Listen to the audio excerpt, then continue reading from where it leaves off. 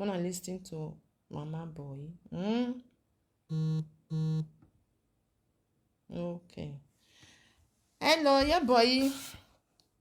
So we ma ha no water. We ma ha go we gwan. So we ma gwan ma.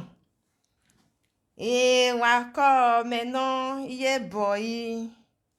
Yeah boy wa yako. Wako. Na wa share video na. Iyo ni gu wa gwan. Wa adame o. Yeah boy we ko here ma. Mo ha no water. Then we agwan. Oma. Mona dey listen. Yeah boy yo. Omeni ma ha no way. E ma wa time social media ya wu temata. Ya wa segbe. Or segbe Monica wo no temata. And I know say I can't talk. I tell her say I know they call Monica Sugusu wege. I know they call her in it. But we fuck up with it, you know. So ya wu temata. What's the no temata? Oteme. Na ye boy de to so oteme. Adame o ye boy mudia. Gwa o mudia ne. O me ni kan pe nu enu wa dame o. Ike ba je ba oni ja no water. Ma on. Oma. Mona listen. Bete meso ogo ha o mume. O ha mume. No fure ya re social media iteje. Nike gwa no fure na aje lavia to aro ye mejo. Mutagwe is supporting Monica. How we continue to be supporting her, whether you like. Yeah boy yo. Uwe ofure gwalo no re social media. Ofure no we gwalo ni. Uwe ya gwalo Veni ya gwalo mi no ofure ni gwalo ni. Ti wa gwalo very oni o because ofure aro. Ya oku gbe. Iye oni abia agwihere. O ma no mati ebo maybe ti ne. Ve no ko ni je ni. No magumegwan. O magumegwan advice me beti na ti ne. Wo ofure ha ya aro very oni. Iba wa ta we no furu aro. Ma o no furu aro. Ima o no furu aro. Because ofure aro ya ko gbe. Obese di ari agbe na gbenso. Okay, we na ta o no furu aro. Oni buwe. Ama ta very oni e mania. O ke ni maze di ari ata very o. Ai gbe na ne. Abi gbe na no furu bi aro. Oma. Yeah boy, where you damn yo? Because if I wanna know water, if no see it, nana me way ubeneme. Audio na ni me una nia. So ima de damn yo. Ya be boy ya be no water we. Give madam yo ge side yo ge Monica ni. Ye ma. Or not. Why you go to work where election so no hoge. Wa gbe obi okrakere. Oteme no ro obi okrakere no ma si owu ebugwa. Eudu ala lo ni san. Oni san Monica akwe ne yo to iri o ye boy yo na ma. We na te gbo na wo be te gbe veri oni. Wo be te gbe veri oni. Oteme we mi no whatever ni. Emi no se ni na wa teme ni. Igwa te tene Monica te ya share me page ore o ma share me veni taise share me go ho ni share me emi no si na wa beta vi ga arọwa we ta ye video na vi wa arọwa teme adame o yo pa send go gun me 1 million igo rere igo no say ya be 10 flat o send gun me o si ye boy mudia fo mudia ma F4 here 1 million send igwe teme iwa na jeme social media na hamiya na we obode gbe Nigeria imamia ma no ze yo me Monica pa kan ke me fans o send igwe me ye boy mundia ruda no na say dey want 1 million gwe o si ona wo o ne wario o si keke bi we no te bi a share me ni ke are Facebook imakba ke ni je yeje ite we not be share me the page oge share me ni tie ni ense share ite we no be ka me fans oge ni ya be alele me iya lele you boy hori mudia kere by force I share my page on my mind enye ni a when ye be me fans no bu o me mani like you boy mudia o we social media e ma be like we ni ya ebe ni ya like Monica ite oni ya be like me ebe ni ya like Monica you boy we atana I for some like oma no like you like you e me so be ro no man like Monica no like we iye rude page me ni wate no keke bi go nori egun me iwa aswe ni o si o ha mana igun me igu egun we understand it o bi edo we be hian pa ma hini a ogba ma be ri oni no wi jo bonu eni una do gu egun ame no de no ma keke uwa were gbe stranded yo wa gize yo we o wuro bi yen ne je boy mondial udoni o we ne o ene gu egun no ya wa dere iwa agu iwa miya o he wa mu me ye boy mudia wa mi Monica o he amu we unu ha ya gu egun do gu egun unu we be me wa ya gu egun oteme teme rio rio 1 million kana odigba otonema ye gedegbe ye boy mudia 1 million eyan ri egu egbo igoge apologbe 10,000 20,000 abe ma no lele hian no eno me hiton o donate ni go ni gue ile te honi ti mate honi emi no si eni na wa mu wa tamawe na ito re mawe iga dege go we mi down egun meta ya bene o ma dia be jogwa ba ho emi o be do sunu egize yo me eni go sebege ni ma mi o ma no ze yo me enyo pa no ye boy mudia agbode na temata mudia ne buwe jo wa bege ni buwe wa jo wa ni de tu we gele tell dia we serious something no because e man ga we to ga joke we ga agbode because de tu gele la dia we eti to ore wala wo wa gele we jo bon me you believe you we e ma be ya la dia we just wa ga gele we mi no ko na abi we ma ga e be rio igi wa tahere na wa ewe Monica na wa we onye ari jo bonu o wa ti eve abi ma ya so ni o wa sie ye boy ma ga dan me o yan ma ga dan me o yan because me no tani we gbegbe wo ga no we rio ije no bi we ri san re ama we ru de 1 million o no ma mu go re nu a te gbe me ni o ma ihon bete ya ata because igwe no make na ewe ese no umegi ka bodege igo wesi bete itoni oni ma atemi onwe isan owo beri san owo ba no rison wi o han na unu ego ado han wa hian owo ba no risan o ma imate o ere ri oni je boy imate o ere ri oni o ma o ego do ni itewe no wa ya ogi wa we mo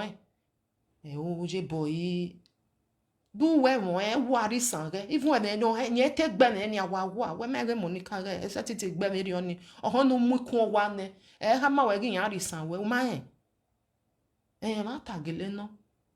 o ma je boy ga dan me no ga ta hian ma adam me o we ri si no si e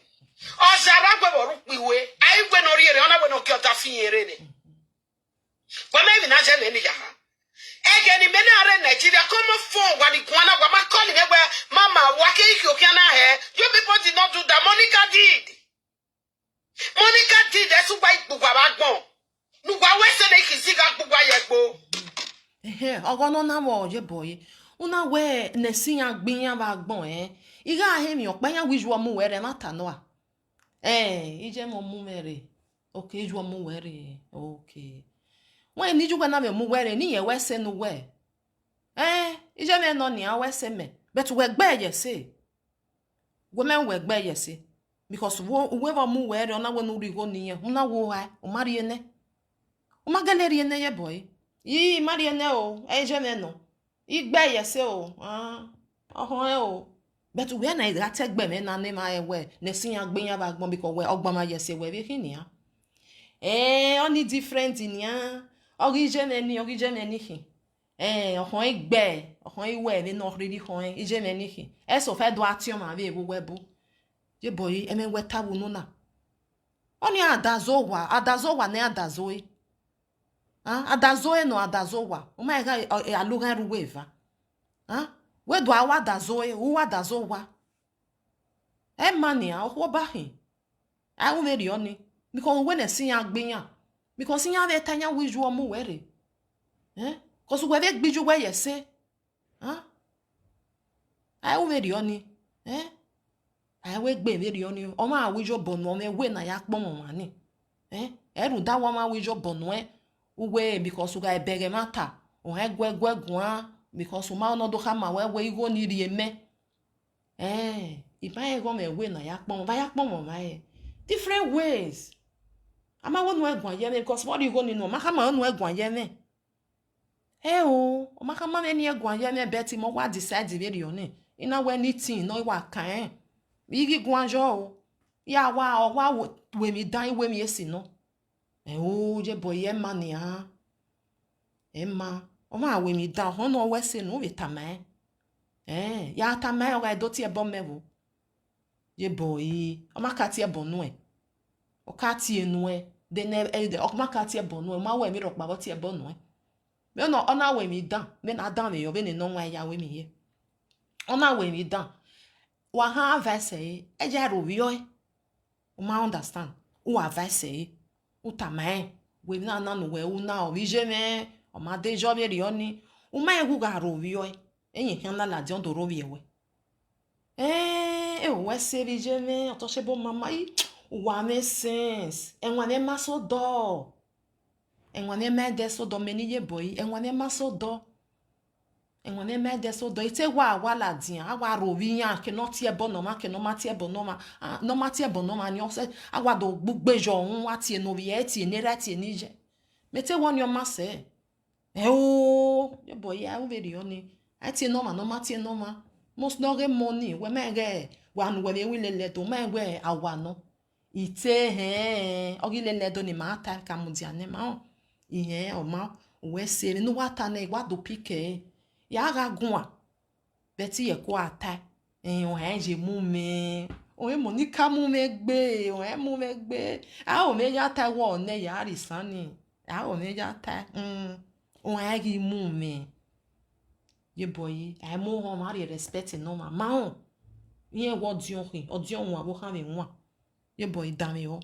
I mo ho ma respect ari ne gbe ya ha vije me o wa mo ho ma with respect gbe ya ga we be bi o ke na pa o ma ye boy ya da me o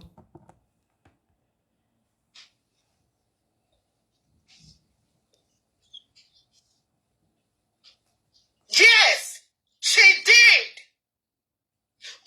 This is not only the problem. She sent me money. No working no kada that be. Yeah, boy, he go no anywhere. Kamima, ni ma donate. But what are you people say waiting? He gonna emassate gume. Only Monica team. He gonna say gume in Nigeria is more than 1 million. Because I said 7 months. That's 7 months. It fuel every day by day. 1,000 euro and 1,000 naira. I tell you 2,000, but so 3,000. They are there for every blessed day. Then internet. I subscribe 2,000 every day for 7 months per year. What are you people not saying? Ye boy yo. Oge nu na subscribe ni o ma na ego me Nigeria. Ma heke no te ya subscribe be de gbe o ma ten o ma oni.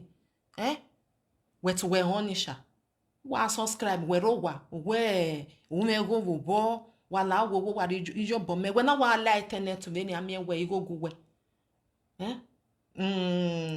o teme mami oni no wa ta ni iwa bi ala o iwe tafia hian I mana ge tafia be social media I setting we o keru do ni no we ya gbe yo o ma igu we gwi o mama o ma ga da me o Igwa gboma ye say oni ma we abege mo ni ka we ni tan ni ga la ja do ta ye boy mami ono na no wata na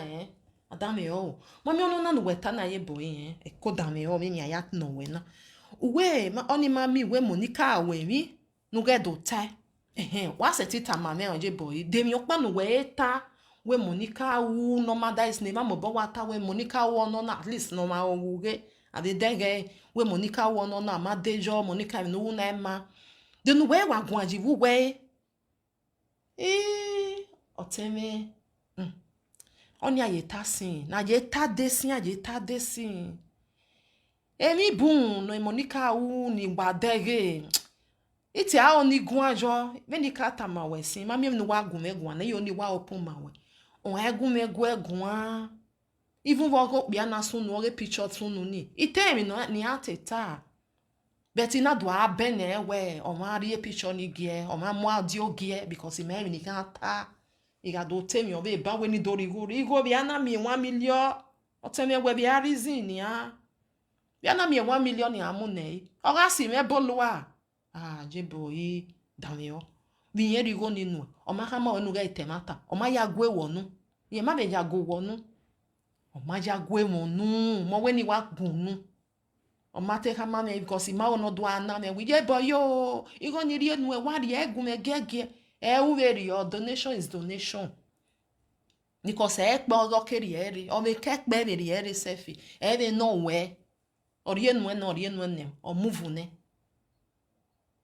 o egu me ta iga bege iga lefian iba wi ma dege ya temi on we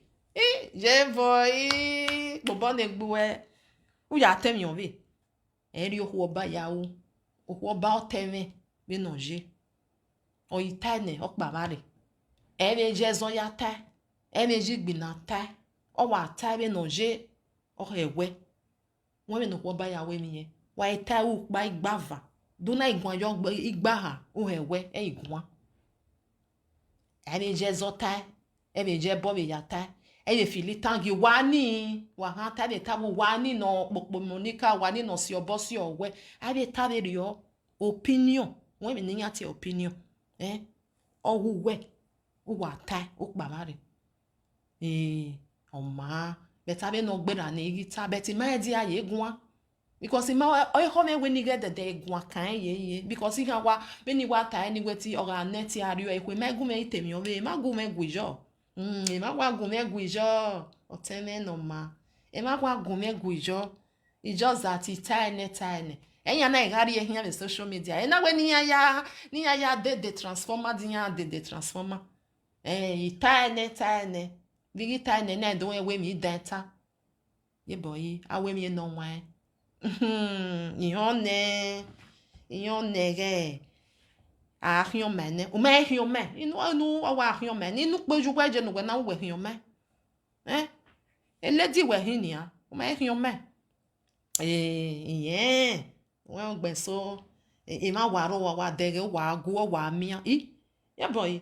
wọ́n wà dẹ̀rẹ̀ mọ́ ní kọ́ wà mìíà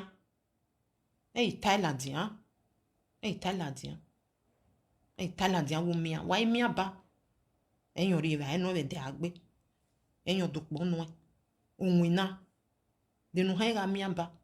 wọ́n ní má wọ́n nù ẹ̀ tẹ̀ máa tànù àtà máa hàn àmìíà àtẹ̀ mẹ́rin nà jẹ́ àìróvi ọ̀ma wà táì wà pàbárẹ̀ uwe opinion we na hin o àìgbọ́n àbá opinion ma èrí wọn yà àtà máa kẹ́ ẹ̀ náà pàdé wọn ta dé wọn gùn à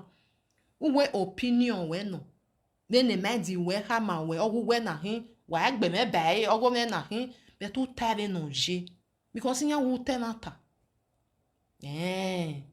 yà hàn àtà yà àtà ẹ̀rí ọ̀nì ẹ̀ mà yà á lẹ́nì nìyà iwu wese no na wado una dogun megun abe na imate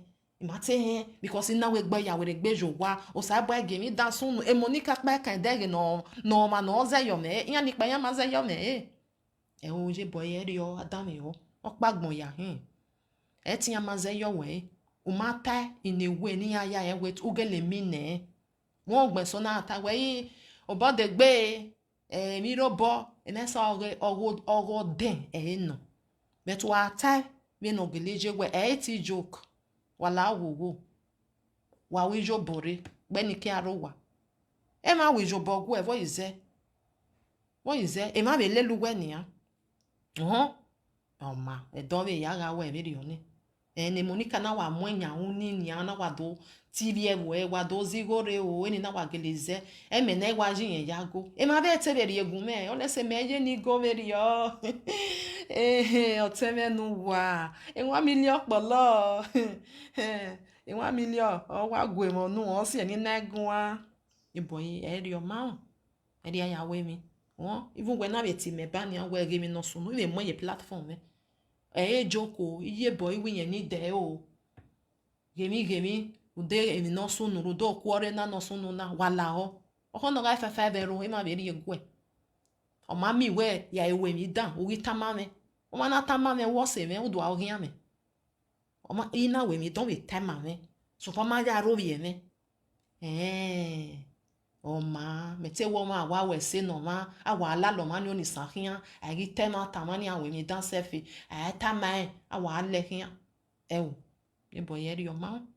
o ma bi je me we se ma bo bodo no wa be bu me no wa we se I hone igi la lo ma no me se be ri oni san igi ka wo negative awa ari san ni o wa we mi no ma gba ibe ri ye ibe tamai iro bi o na o ma go oba na egwale na robinye irinya jawu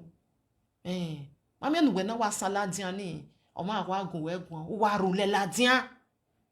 egba mi no ta o ma se mi ropa o do arowie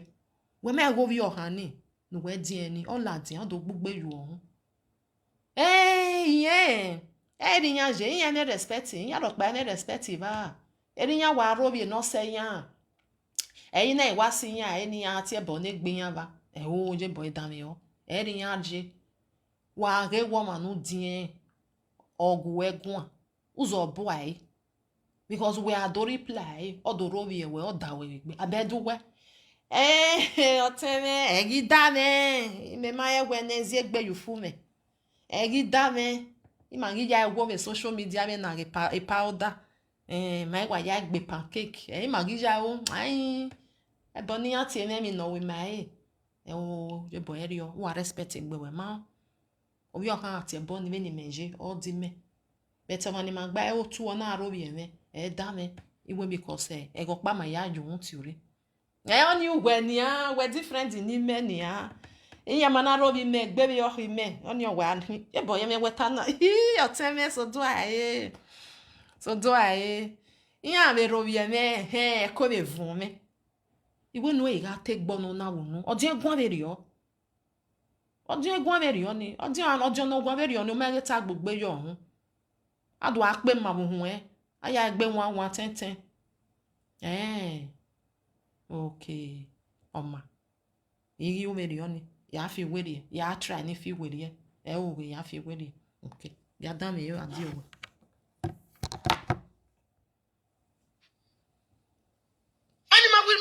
Monica Owen, no matter what are you doing? 7 ma.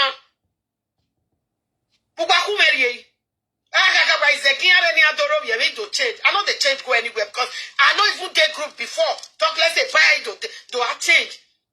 If you do bad, I tell you say what you do not good. Do not a woman take away to Robbie. I'm okay with it. Man, I'm a lalatia. In a lot of way, Lolo Imagine don't know water.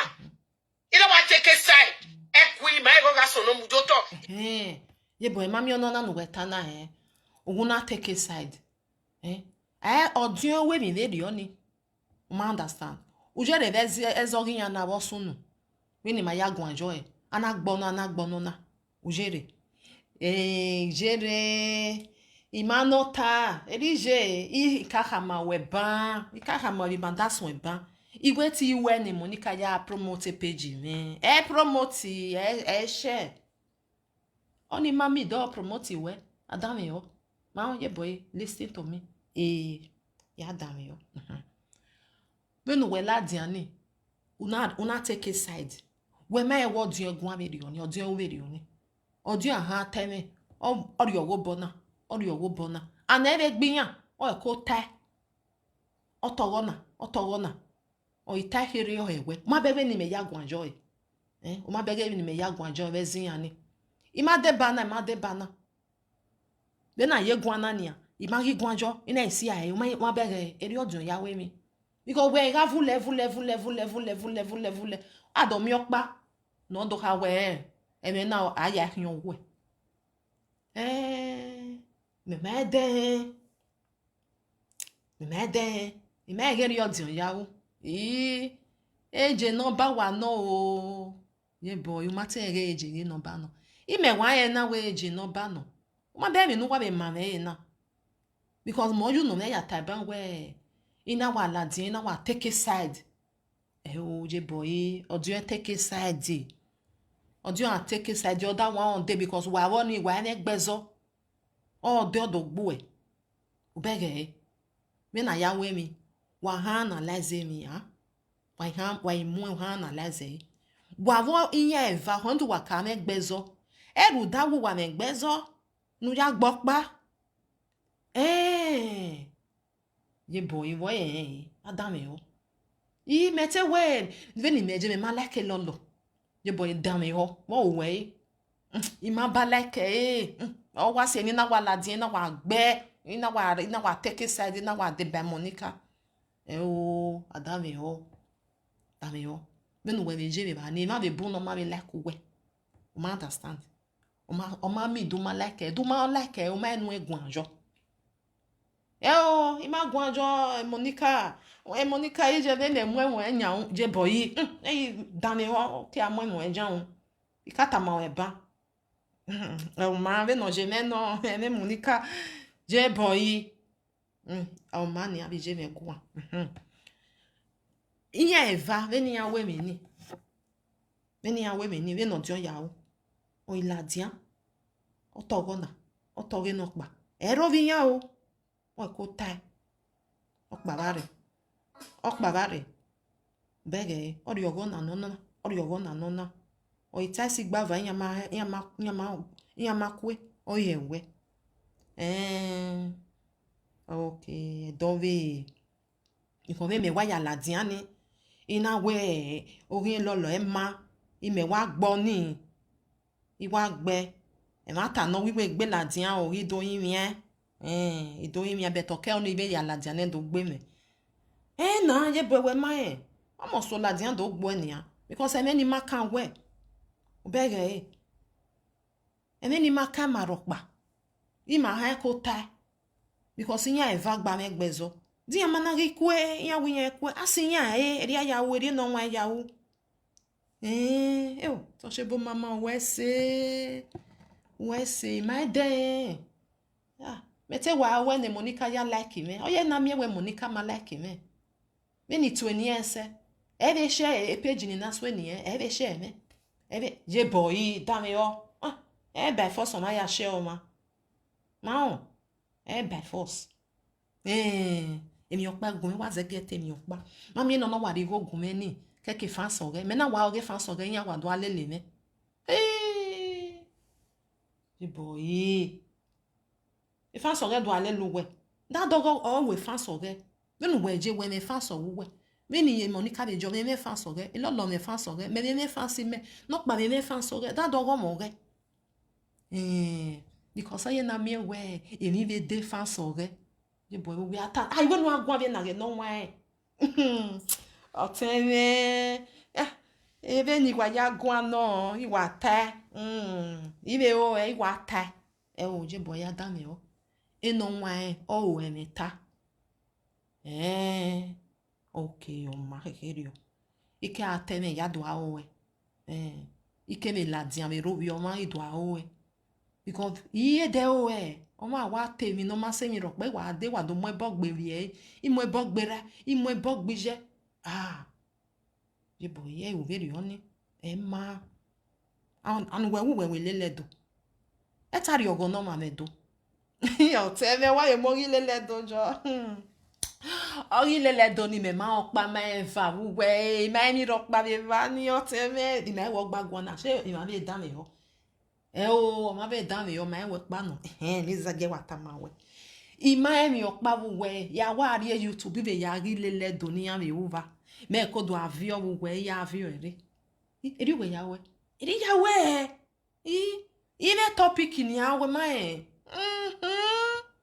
Meme ni meta ve vania de avesse ni ari ni ya e ma ta ye boy ya to se bo mama eta mo ma rokpa wo pa ta ma o ita mo ma wo wa ya ge YouTube o do ata mi ya eri ya we I ma mi okpa bi lele do de me mi lele do e ti mi aka bo to ta ata ese I e ga ro bi mo o wa me ga wa no ve do egba ma bi meti we ilele donia boy ri kai ina we because ilele donu we uni o ma dejo o to se bo mama we gwa be go ma dejo o ma dejo iwa we ni wa ya we le we di time mi a me ni no lele do de mi me we I ma mi ro pa di me mi ama je gbe me ya gbo to wa iwa mo ni jagua o o ma ye boy ati be money jagua na be awe se o be ama o ma e igwa yen gi we se igwa yen gi we se iwa we no ri kon me muje ba because deti ekoni we ni na relele do ye ya we tafia emi no maka me na mati me ji ye ya gwanjo ye ma tagele no ye boy o si ona mi no ri ka mi no ri do ye ete no ima na we be ri na ege me otene ni ya mata mu we aka no understanding ya wa wi lele do aru eva pa kan o ge me temata we se kekere ya wo se na tebe banua beni we se ya mage je boy o ba we hin ya oge ni na te wa banua ni a o me ya we beni ya wa ya talo me ija je boy dami o boy beni ya talo wo ba wo ikan we kan ya din ya talo wọ́n gbẹ̀ sọ kẹ́kẹ́ na we comedy ba ni e na take wọ́n yo to wọ́n dayan wọ́n ko dayan temata ye bo ima mi video ni ma ri gun me guivo na ya ze get delete o ya o ba o ri o ni o ba o ra we saga se we ni be lele ya le we saga de ma be ri ege ni ya we saga ni ma wa re sha o ye boy tonona taibonu we saga do awe lele do awe se uto tawo awe se o na ru on pare we ma be me ya we audio iwe wa ti ebo wa ga ti ebo block wa igwa lo ma ogele wa ta no wa lele won lele we o ma iri we saga ya ko do awe se abi na lele do ya gele do awo ibo iwo ma because I wa mo mi ladia awe ilele do ati o ma benu we ma na im na ti mi na lele do e ma tagele no ajo ti on ya we na ya im na lele do o temi o to se bo mama o wa mi nwa enwa we o wa gele polo eri we be me ye boy it just that who think okay we mi no many meje me o imi ke awe o ma ya do awe ike awe mi o ma ge madam e adi o Doto imani se beti next do yo kan la live video ona we re vision we re but wa madam e video ni what are you people not saying amekele gba na ta gba na gboya na ikuku gbe kwa ru pa kan e committee ya ifa committee ya ono na wa we ma ye bo ni be zege no wono na ono na no we ta na we inya eva tai inya eva we la dia de do ha mi ya we emi na wa eva we iyo teme wa be to be imewe maladia ta be ri oni a ige asan pa kan ya gbe yan eva o amagun meta o amade gun meta be we na ta be video na de ri oni ni a me wa iwa ta lo ne na we ni wa ta fuwa be te ni me ya to ta iwa do ta we wa de monica lare wa eva ori abe o ma hekerio be to do we wa han teme utare noje ene na ni ma ya bowe yo ma tene o ma ya enye varia wari atere be social media no wade kuko kiwa wade mo pa yan wade ga ho pa hian me ko ma do egbe kini ni me ika mo wade na we endless monica fans you go ni are gu Nigeria is more than 1 million you people should donate it and give me fast ye boy yo mami ona na no weta na because o mu we be dere ona do atalo ya magi wo hun we ma o teme we ya magi mo hun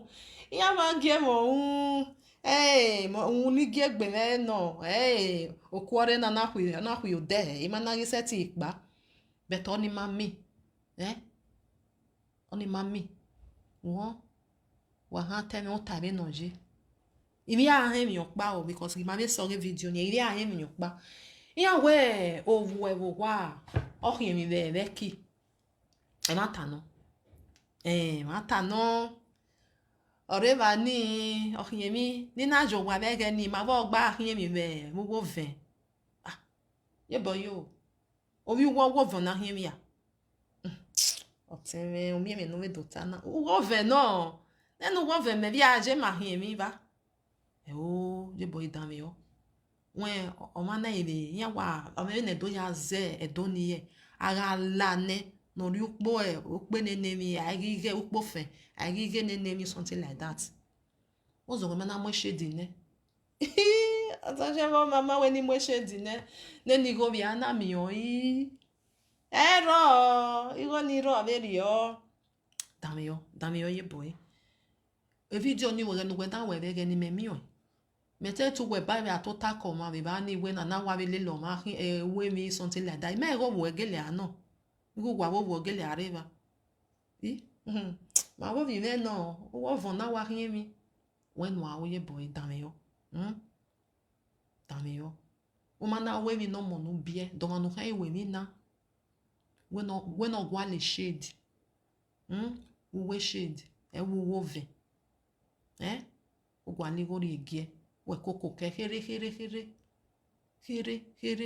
iye go nwi na no nwi na ya igo ekpolo maybe opolo gbe 800 euro but wa si go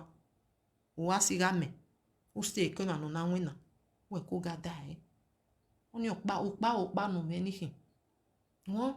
awon ni opa kan we o eni no wa ta na wa to shi me we se eyan ya gie me eyan wa be ya gie me eyan ya gie we social media ni a o ma do we no gyo ma gie fe o di we gbo gie mama eri e to se ta o ma na gie wo na gbe wo kan fe o di we gbe e o ma ni gie ma we na ta wa no we se mi no wa ta na ya wa try ya wa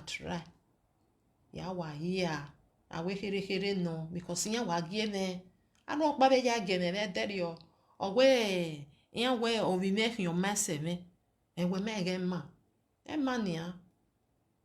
no mi we no we bi na do fi o mase o we e ma you understand e ki go ni da we e no we amose o bi we fi o ye na re dede e ma e we Nigeria e ma o but try your best e do awe popo no we social media ni try your best no ya we mi agbo won we si wa gwa wa bu ma bu de u be robi o ma o ye boy me robi o ma but no wa no ma je gbese iri emi no gwa la iri ne wa me ni no gbe ni ja ne iri me ya we mi me yi wa we se wa mi no wa ya gun me gwa na de ti mi no gun me gwa me ri o ni yo wa ma e ma ro no me gwa ma gwa ni be bi u listing u da me ho maybe e ma ta ha no ya wa te bo mo de me wa ya hin o rezo we ri o ye boy o ma mi me e gwi ti e wo mi me o yo boy o te me ne ko ro kin igui ye boy igui anyise ma be gwa le ndo pa be to ya gun awon anyise o ma na anyise o wi o kan gbo ma be social media o ni no we ya ro bi obi e dere o ti e bon e ma de o ma be no o ma go la dian e fo ano ho ni ta ni we e fo ge ti yan provoke we iri o ha gbe wa be wo meten me ni le gbe meji na i ma me dan me o ma wa ti e me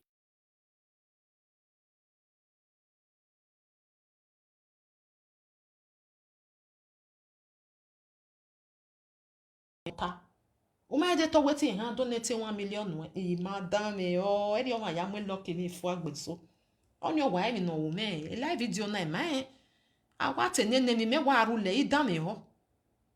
we ri oni o ma ta ma we mi adan me o ma na ta ma we mi wo ge mi no sunu wo do ni o ka ya ye o we ya dan me ho ne de mi ro no ma ni ta no ma like we ti la dian o be address e ma ni ai be je bo be ya we ai be ti e bo no ma ni mata because amana ti e bo yen he ne ye boy dan me yo wi le do aye bo mama mi le do abi o wa ni nwa ya nata manate te kaka ma we bangi ma pa enva mi lele do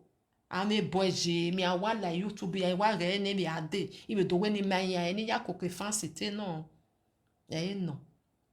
ni te ya ko ke fancy iyan ye awe saga yan na mudia iwe saga because ukata we egbe masa so yan we se saga o we gbe wo si ne obije me igwa emi no tai wa we se mi no wa tamame na ijobo wa generi me ito ge ma we wa ijobo me wa be ri enwa me igi we saga ya wa ka bo ge YouTube ni meke na lele do ni meke na ma yan no igi yan ge oge ba we gun aye boy no igi yan ge oge no ma be ge okpa iri oke ke no je o enu we do mu live video aru 1000 ma na emu diane we yan ge we no de oye boy we video pa una ya celebrate Monica otemo ge video ni ige iwi lelewe wetin me bata ilelewe ba ni oteme dam ni atama we na secret no me wa live video ina wa gbe ni ejo ina we na wa celebrate uwe ogi we wo ma share video ni oma share ye boy oma share ime mi no ko na we re oni ye be ni aswe ni ese share video me be ka me ni ya lele me inu e ma le lo we na be page we oteme e ben say 10,000 no we are this on your say ni me na temi ya we understand ya in your say me na temi ya iga ya risa no ne iga la lo ni san o ha gu me gwa me o we be ni me be ta ni o ya ri jo bo me mo side okpa le page ni be ya yan duku je boy force aya share o wa o ko no we me so wa ro on je boy adam yo we wa we mo o ma we me we o ma like we o ma iya be mi e be ri oni boy wa ye lene mi no bu wa ye lene mi no bu ya ye mu we re be do me ni be dogu we po eme so wa ro dan mi oye boy ki oyo to eme so wa ro u wa we mo sajo we am yeke na gbe yen sef we mu dia o mo we dade ya mi yeke na temu we ye kwa agwe ni ara edun ami ma be ri oni iya wa ami ma be ri oni ye ami o eto po o wa po because a love na e hokere awe mo mana o ma be we so wa ro e star we wa mo wa lele iru ana mi eso e star we mo o ga kwie gbe yo wa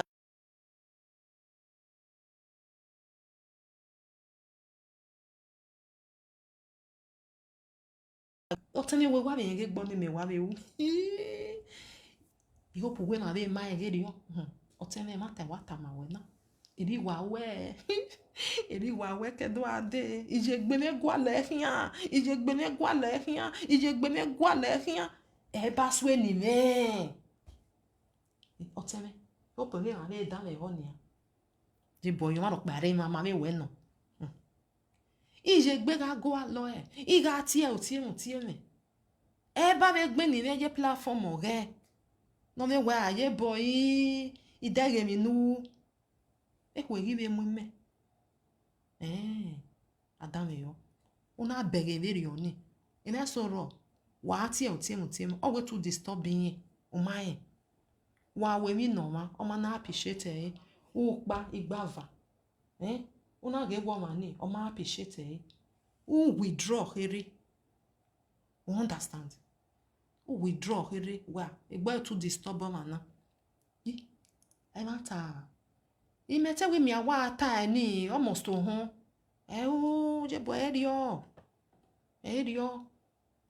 because me so ro ma onu so ni ye we awa so ni yo so no be we ogu we won be ti ma we mu we o kan gbe wa ya do my day business me kekere yo ye me na wa so ni be live video pa ro ni mi awo o teme we dan me yo live video pa ro ni mi awo ni na so ni Monica i was when i ba o wa go ka me fan so go and follow page go and follow je boy eta oteme la reni tapa we nyokba nyoto boy ko ke fan soge we to bu we ko ko we da do ko ke fan soge ya kwe we ni ya le lu we ni mana ige we ivo obege ema tabita na teme ema tabita na o ti kwa mi aba wa ya lele iya lele me be ti ya ige me oro veri ona oro veri oni wo veri oni ma o we swe ni oma o ma ni e be ranu e dokpa be swe ni we e be no ke we ni ati e ba swe ni we bo we to disturb e ma ta wa no o to se bo mama wa ma e mi no wa ta na e ma ta no ni ke swe ni ni ke gbina o gi gbina ni ye boy da mi o be ta be deri o e me no wa le ta na o gi gbina ni o wi ma gi wa hu o wi ma gi wa ro pa hu ri o ha o wo ja ta te me je bo iwe no awe mi no wa ya wo ja ta yi awe mi no wa wo ya ta me ta mu we mi wa ta ma mo wo ja ta e ko ata bi je no mani adam me ho we dan me o ki yo to ona gbon la dia o we anybody o wi ma gi wa hu because o we mi no wa ri mi wa ju ngwa ya mu because e ma gi wa hu me te wo ya ta wo jo wo ja ta o ma teme we me ye te gbe iwo ewe wa wo wa niyen wo ri ri e do gele ha je boy kisa lo bo ona hu ba ya go wegun la o bi je me me o wa ga ewe ji me kin ya me na la o bi o kan kere be da be ka me no wa mi no ke no me na re ma no we na ri e do gele ha wa wo wa ni wo go me o mi eri ono ni aye boy mind your business oni oni mind your business when I mind the business o we bani ama we no egwan je mi o adam yo ye boy tamame teme ama we no egwan je mi because social media oni ati a marketplace when ni ya ka be do ikena na do eki ikena gbon ya na do eki okay on a marketplace ye boy anda me wa mi ona ye no ma hwia wa we se ama we no egun ajo agbon ya is free on your opinion nobody opinion ya wa na dia egbo e ba ni ọmọ ni mala kan we nene mi wa gbe je boy da me o ọmọ anu ma like you ọmọ nu like no ona we mi wa onu gun ajo egbe uta bi nu wonu ya ta khere a temi ọmọ ai ko ewe wo apa mo re ọmọ kekere o emi nu wa be ta na ma ta no iri kan ya gele mi respect me we gbe nia we ma na we be ri oni obo kan no ha be la ba we owe message to ye boy wa ya tiere we ibie ka soro ne gwari oji no ntion we ni meje ni ame gwari oji no ntion ika yo we ike view bone riugele ka be deri o we to ka yo we wa ka yo we ye boy ye boy we be ka yo ma we ugbe so wa so no meteme nene mi ni yawo o wa so no me iwe go me wa do ti e boni ani ame ti e me no be je boy when you are not born in any no can we be iwe ti ma ya wo be social media ni iwe oma ya ga do awi lele do ihe on nebe no wata ma me no obude na no kwari eme na o wa la mo hu ave ya no wata na wa gele understand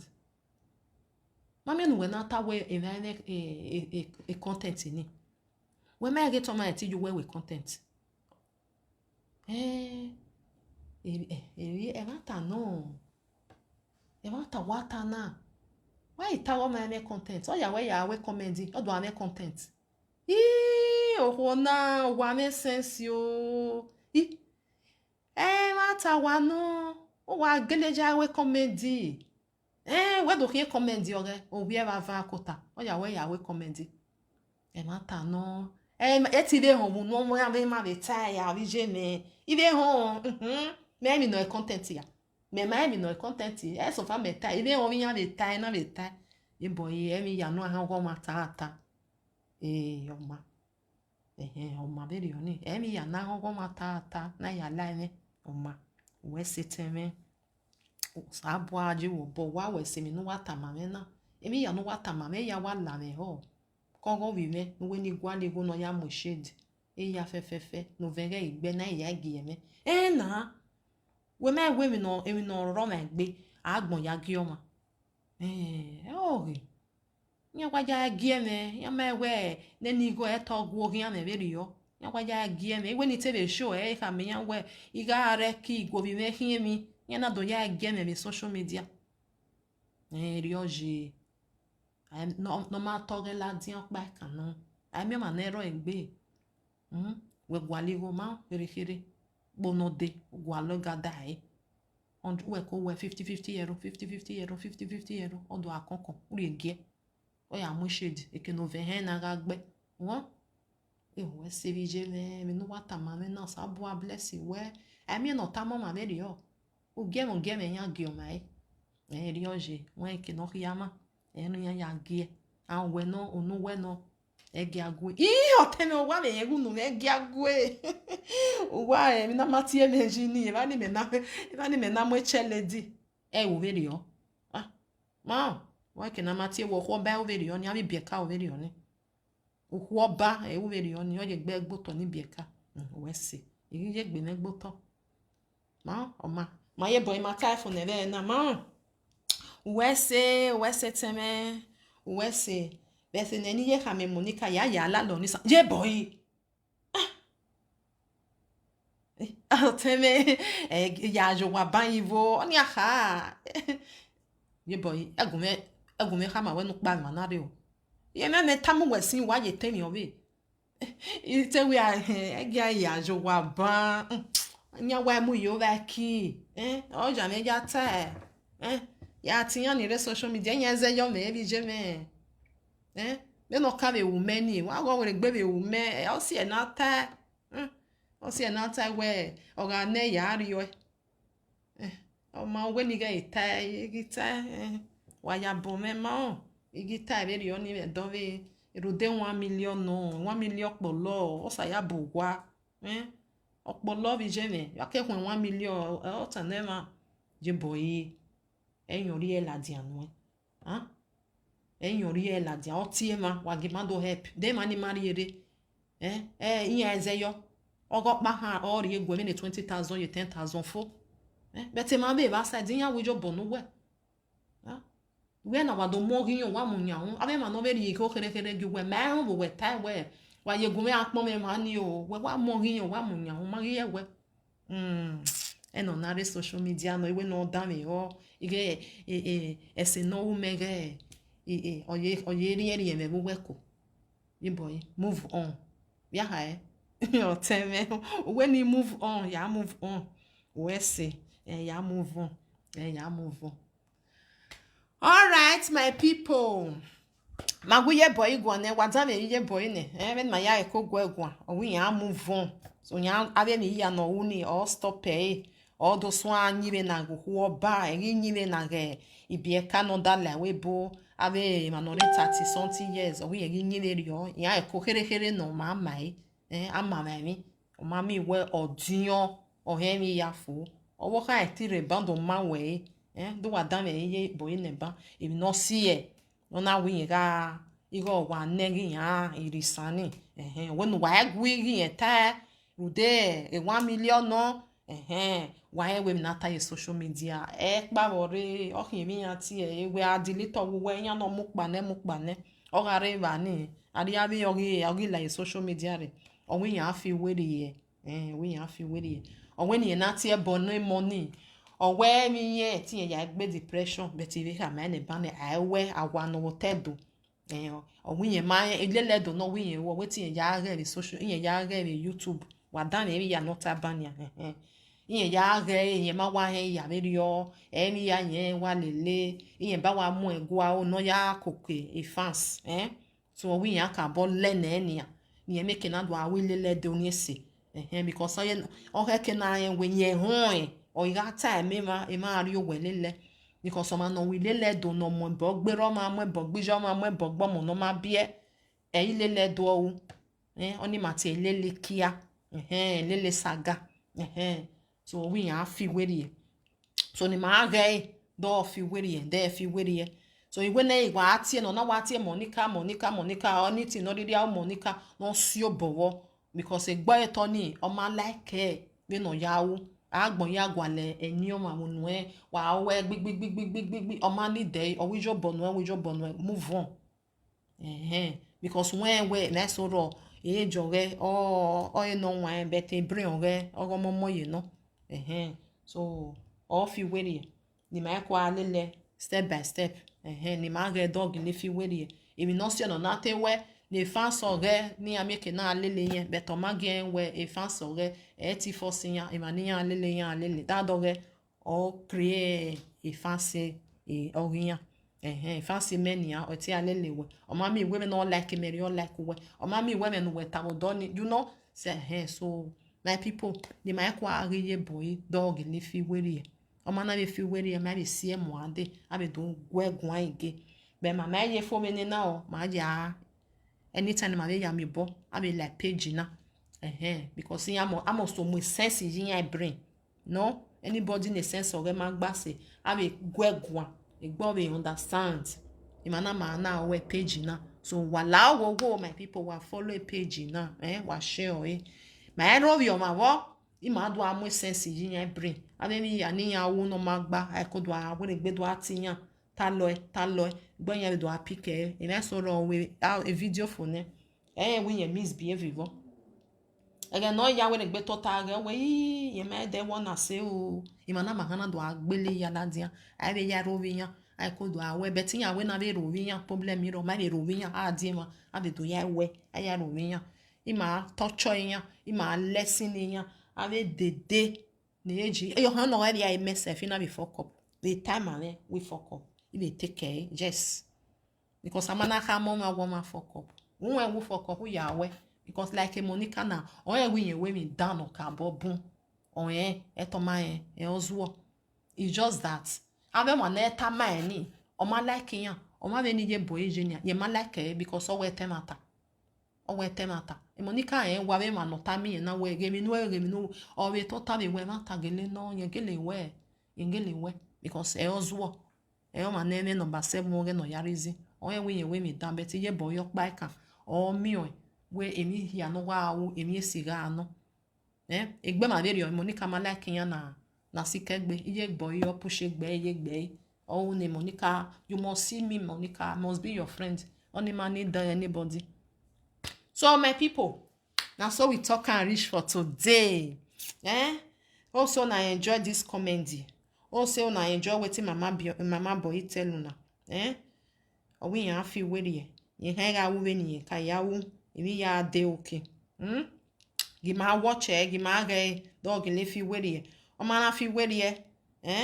ma be sie mo ade we ye ga bi atemi Monica ni ya si obowo we ya si obowo because what temo ma gbe because mewe mi okpa my people ni mezegeri ona mewe mi okpa ya teme we gbe ina ga ewe o ma descend me I go comot for there you know see my break again ri me ya we me because eri me so wa we oye na mi ni on we wa ya atu e wo wa e ba be bom we no hian e pa ware o kan ta ma wo wi jobo no ija e be nu we me jobo eri me o we ya yen mi obo be nu we ma mi obo ri me ma mi obo me do gwa lo we gbe we no o ma ni di me ri o ke kini wa so wa ya reason I pray no fi we ri no dege mata no ta o hono mari 3 million ta be no je wa tare no je no hian we no do ri yen ni ha me we no do we no mo we ari court eri o ke no je igo na be ya we the nation no ma I be see o ma je court ijo unless you wanna where I borrow or for or now where you not give me my money you must give me my money today not be dash I dash you na borrow I borrow you so ye boy we do don your see enye na ta won ha te mu ye awe na ri 1 million enye mi eri enye na ti o veri oni I ha ma ne ban ya we no enyo pare wonire ya donate when a page yen me jeni enye ti le donate ya me ti le donate o ma mi wi ori wonire e ma no le lehia keke bi yen ori woni ladia o ni ma mi wa emi mata adu atowe o enga ta so wa him ya fefe no ta neba. All right, my people, one love, keep us together. Una do well, so una take dey follow me. I really appreciate una. Mona share this audio, follow that page. Very important, Mona follow that page. Now there we go, they do everything where they do. Anything where we see for social media, we not correct. We will carry and come here. We will come analyze them for year. Because I know what me I do for my big page. I want me and they do one for here because that one is different. What they do for there different for what I go they do from this side. So please follow this one. Follow this one. Share it to your friends. Any video where we see we'll come they analyze them for here without no insult. But who need that we go give them by. Who need that our review our harane but my hand our video on that side. Normally, I know they use insult they analyze any video. Now see this one now. No insults. We talk as it be. Now we talk as it be. Then we try to bring sense come out for your side. Make the person take get sense. Alright? One love, my people. Keep us together. Ciao. Bye bye.